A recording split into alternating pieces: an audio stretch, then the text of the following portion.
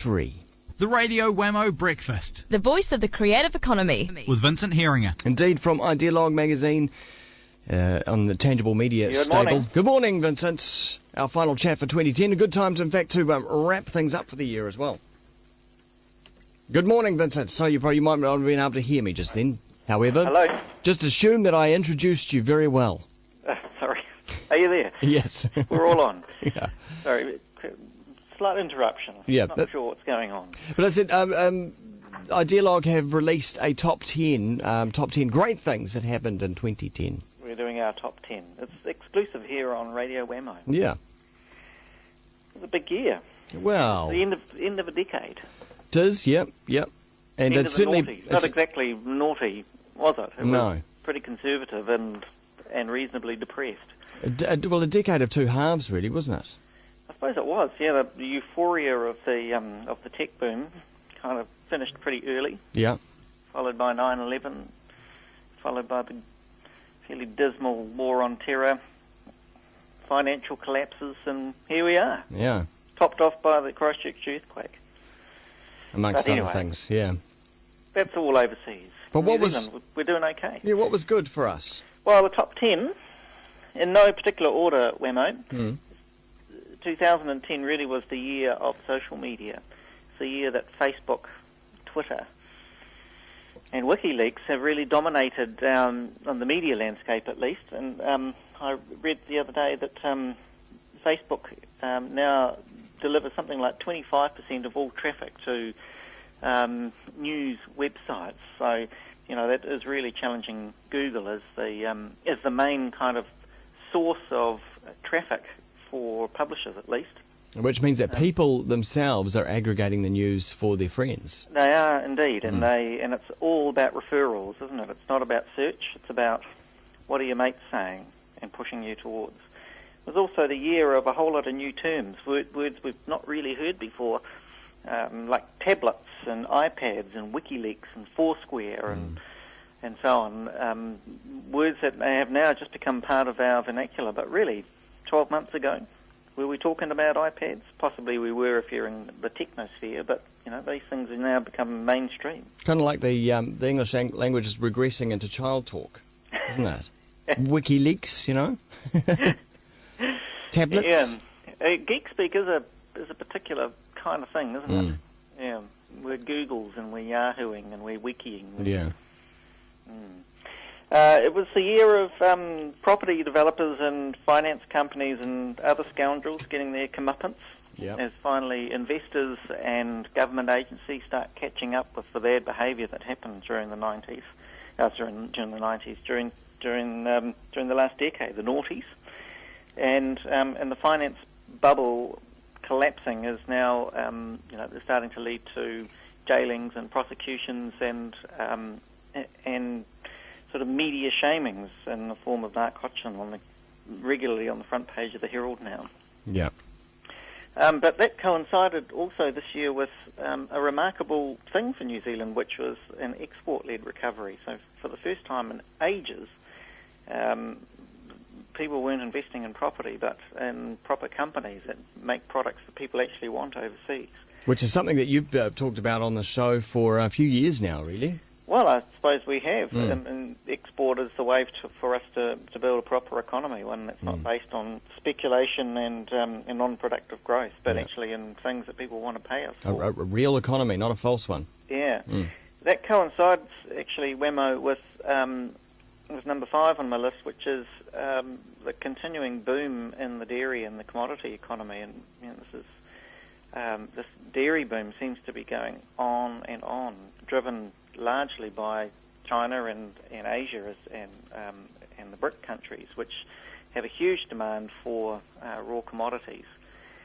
And once again, we have turned to our farmers to literally save our bacon, while the rest of the economy stutters on. It's thanks to our dairy that we're actually able to pay our loans. But it's yet to be proven whether or not that will work long term or it's just a short term fix. Well, you know what commodities are like. They go up, they go down. So the longer we rely on raw dairy output, is the longer we delay our inevitable downward spiral. But in the meantime, thank goodness for the cows and the dairy farmers, because they are keeping New Zealand afloat.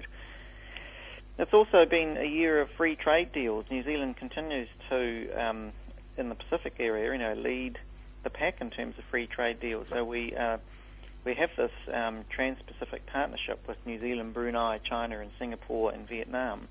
And now out of the APEC talks, New Zealand has been such a success in pulling those together that now they're talking about being joined by the United States, Australia, Malaysia, and Peru. But still many questions hang over these talks about whether or not they're any good for New Zealand at all. This free trade business, especially with the states.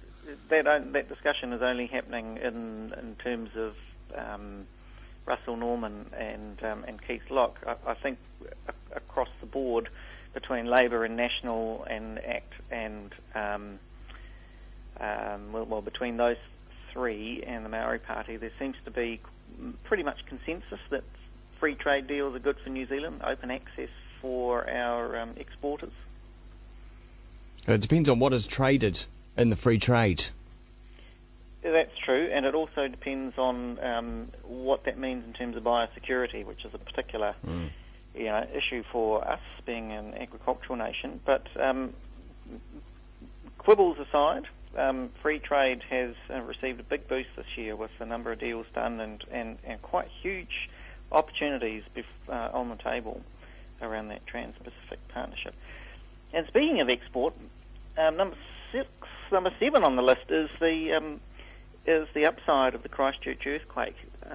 Quite a devastating experience. We were very lucky that nobody was killed in that massive earthquake, and obviously huge destruction to homes and buildings and infrastructure. But one of the curious side effects, Wammo, of the earthquake has been that with all the insurance money flowing in from overseas insurance companies, New Zealand has, for the first time in a long time, reversed its current accounts deficit and turned it into a surplus, which basically means more money is coming into the country than is leaving the country. And of course that earthquake is, in some ways, it's a false economy because we just have to spend a whole lot of money to get back to where we were. But there you go, one of the curious side effects of such a devastating event. Earthquakes, natural disasters, and war always get the economy out of a recession.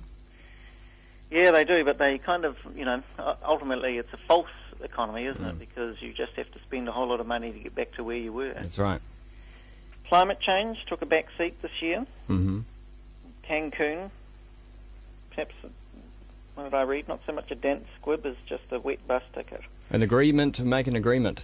That's right. Not even binding agreement to make an agreement. Yeah. But a set of agreements about what would be nice to achieve with no particular roadmap or any particular punishment for those that don't make it. So pretty disappointing follow-up to Copenhagen, which itself was a very disappointing event. And I don't know about you, Wammo, but doesn't it just seem that global warming and sustainability have dropped from the headlines this year? Yeah, in a big way, but it will only take just a few natural events for it all to come back once again. But it depends on where those natural events happen, whether or not they happen in developed or developing countries. Yes, that's very true. And I suppose natural events are always going to be blamed on specific weather events rather than on climate change. But it's about the way the media reports it, and whether or not the challenge to the media is just not report. It's like reporting on long-term conflicts, like an explosion in downtown Jerusalem. Like they report on that explosion, but not about how does this fit into the wider context of the conflict itself. And that's how climate events are reported as well. Okay, here's a one-off snowstorm event, but how does that fit into the wider pattern of what's going on a global scale with the climate? And that's the challenge to the media, is to be able to put everything in the big picture, and it's hard to do for sure in a 3-minute soundbite. It sure is. You're asking us to think. I don't know if we can do that. We're only journalists, aren't we? Sure. 2010, number 9 on the list. The recession. Sorry, 7, 8, 9. That's right, number 9. This recession lingers like an unwelcome relative after a drunken party. That just goes on and on, doesn't it? The disappointing growth of our economy and the jitters through the banking sector in Europe and in the States. I read just yesterday that almost up to 100 US cities are on the brink of bankruptcy on account of not being able to maintain their city infrastructure on the current local taxation. That's quite a scary thought, isn't it? 100 cities, and these aren't small cities. They're cities like Detroit, who have just suffered incredibly as a result of the collapse of the finance sector. Which sets us up all perfectly for 2011, doesn't it? It does. Where am I up to? Number 10. Looks like I've got 11 on the list. Never was very good at counting. It nevertheless has been a great year for innovation in New Zealand. Air New Zealand's new 777 arrives this morning, and that is an absolutely game-changing aircraft. The aircraft itself is pretty cool, but the fit-out has got their sky couches and it's got their new interactive entertainment in it. And that sky couch really is a testament to New Zealand innovation, not just at an engineering level, but at a branding level, and its rollout across quite a large company is, I think, signals a bit of a change, I think, in the way that corporate New Zealand is operating. It's not business as usual anymore. There has to be innovation and real cleverness in the way that products are delivered. You're going to give it a spin sometime soon? Well, I hope so. I'm just waiting for the invitation. And finally, Vincent? A great year for me.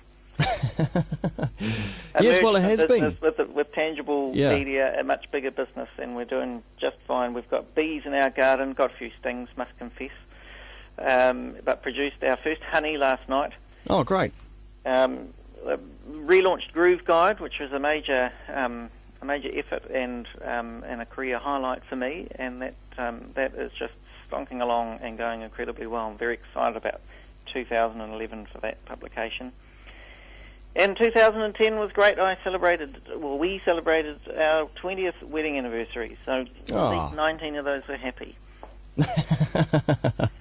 Nice one, Vincent. Well, congratulations on a good year personally, and thanks very much for rounding out the year of talks from Idealog and Good and Groove Guide and all the magazines we've talked about, and the stories from those magazines over 2010. We look forward to doing it in 2011. That's a pleasure. Thank you, Wammo. Cheers. And thanks for the opportunity to bore your listeners idle. Good times. See you, Vincent. Thanks, Wammo. Time now here on Kiwi, 4 minutes.